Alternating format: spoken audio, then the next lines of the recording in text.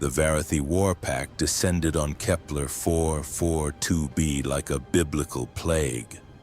Their bioengineered warships blotted out the sun, vast organic hulls writhing against the upper atmosphere. Shadow swallowed the human farming colony of Haven, turning golden wheat fields into bruised twilight. War Master Skolith inhaled deeply through flared nostrils, tasting the electromagnetic residue of planetary fear. 800,000 humans, his tactical seer rasped. Minimal standing military presence. Agricultural settlement. Skolith's fangs slid into place. Begin the harvest. The first wave of drop pods screamed through Haven's sky, slamming into farmland with bone-cracking impact. Organic doors split open. Varathy hunter squads emerged, towering, plated in chitin armor, talons flexing with anticipation. They expected screaming, they expected chaos, they expected prey. Instead, in the center of an open wheat field stood Martha Henderson. Gray hair tied back. Sun hat pushed slightly aside, a double-barrel shotgun resting casually on her shoulder like she was waiting for raccoons. The lead hunter, Prime Gorth, stepped forward. His armor shimmered with defensive shielding calibrated for plasma and kinetic munitions. One elderly specimen, Gorth, clicked in amusement. The rest will scatter. Martha squinted up at him. You boys picked the wrong neighborhood. She pumped a shell into the chamber. Gorth laughed, a sound like bone grinding inside stone. You are prey, we are apex predators. We have consumed 1,000 worlds. Martha smiled. Honey, she said gently, I've got grandkids more dangerous than you. The shotgun roared. Gorth never finished processing what hit him.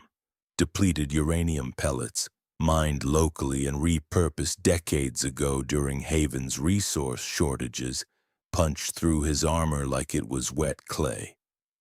His chest detonated inward. He had 2 seconds to experience confusion. Martha fired again. There was nothing left to confuse. Across Haven, similar misunderstandings unfolded. The schoolyard. Varathy drop pods smashed into the Central Education District. Hunter squads advanced toward the playground, weapons raised. Children scattered but not away. They moved with coordination. 12-year-old Tommy Rodriguez vaulted onto the monkey bars, clutching what looked suspiciously like a modified fertilizer charge duct-taped into a rubber ball. Positions, he shouted. The Varathy paused. These were juveniles, unarmored, tiny. One hunter extended a claw. Tommy lobbed the explosive with horrifying accuracy. Remember, he yelled, aim for the joints. The blast ripped apart the hunter's knee plating.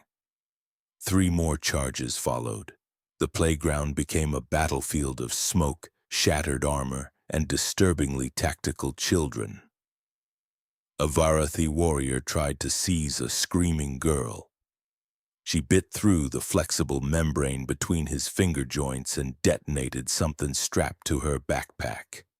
The jungle gym collapsed on top of him. Over colony comms, a teacher's calm voice echoed, Dodgeball extreme protocols are now active. The medical district. Dr. James Wright stood before Haven General Hospital, surgical gloves spotless. Varathy shock troops approached, stepping over smoldering civilian defenses. I took an oath, Wright said calmly. A hunter lunged. Wright pressed a remote trigger. The entire street ignited. Methane. The good doctor had rerouted the sewage grid within the invasion's first 20 minutes. Flames swallowed the attackers. Wright adjusted his glasses. Lucky for you, he murmured, retrieving a surgical laser from his kit.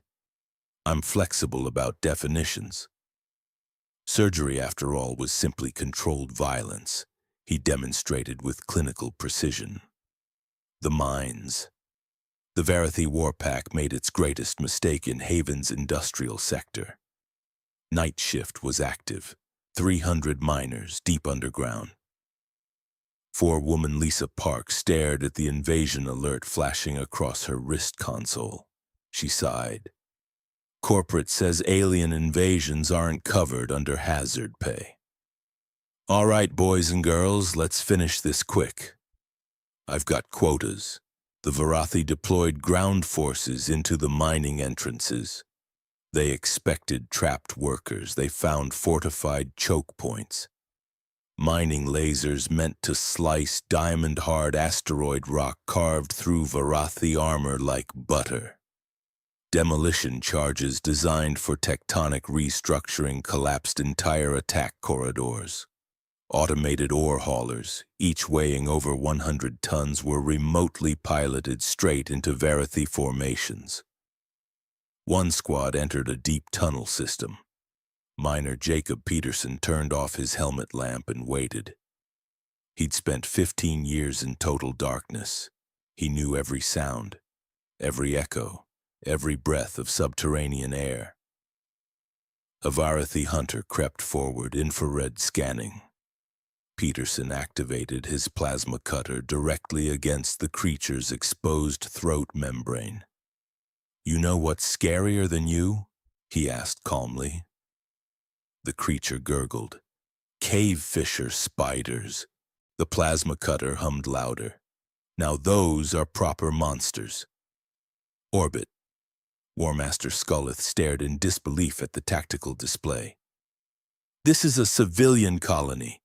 His second-in-command trembled. "War Master, they are not retreating." Reports flooded in. Farmers engaging with repurposed munitions. Juveniles demonstrating coordinated explosives tactics. Medical personnel weaponizing infrastructure. Industrial equipment converted into siege platforms. "Activate Phase 2 suppression," Skulleth snarled. Orbital bioships descended lower.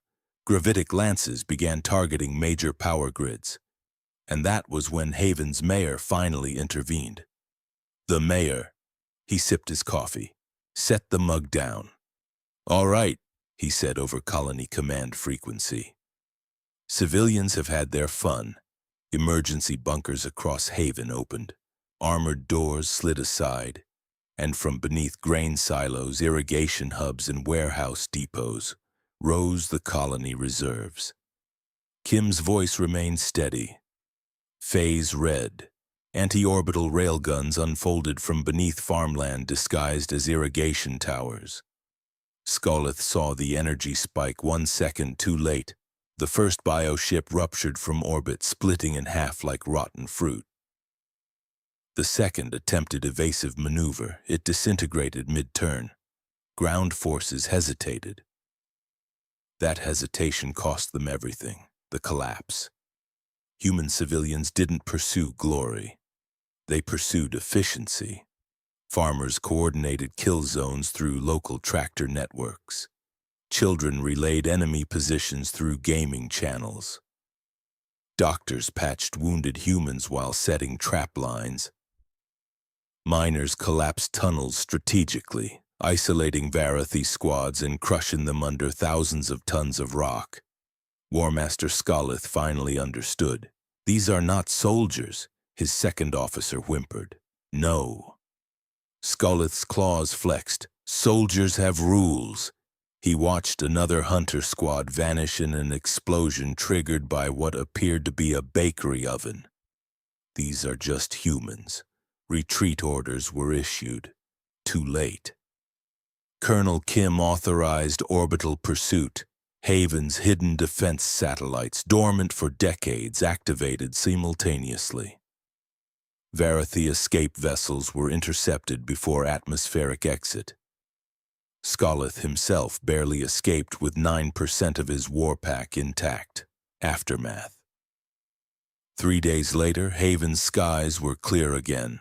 Bioship wreckage burned up in controlled re-entry patterns. Wheat fields were replanted. The school reopened with a new elective, practical xenobiology, weak points, and anatomy. Dr. Wright submitted a paper to the Galactic Medical Journal titled On the Surgical Applications of Alien Physiology. The miners exceeded quarterly quotas. Martha Henderson adjusted her sun hat and inspected new wheat growth. A reporter asked if she felt traumatized. "Sweetheart," she replied, reloading her shotgun, "that wasn't even the weirdest Tuesday I've had." Galactic Council briefing.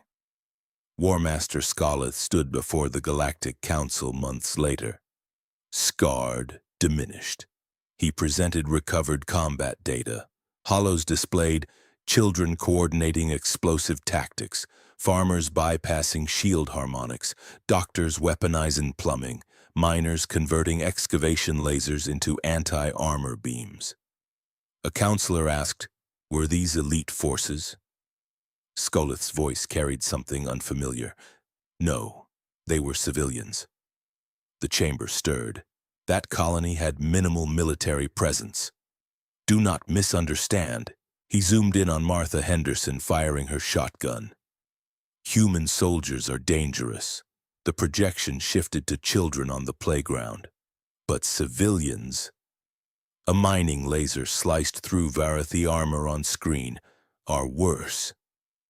Silence filled the chamber. Scarlett delivered his final warning. Humans are not apex predators. A pause. They are something more disturbing. He turned off the projection. They are monsters who choose to be farmers. Back on Haven. Mayor Kim stood on a repaired balcony overlooking peaceful farmland. A small memorial listed 12 human casualties. He touched the plaque briefly. A child ran past laughing. Lisa Park yelled at someone about safety protocols. Dr. Wright argued about budget increases. Martha Henderson waved from her field. Kim allowed himself a small smile. The Varathy had come expecting prey. They found neighbors, and neighbors defended each other. Above the colony, a single message beacon pulsed steadily into the stars. Haven, human civilian world. Status, undisturbed, for now. And somewhere in dark corners of the galaxy, a warning circulated quietly among would-be conquerors.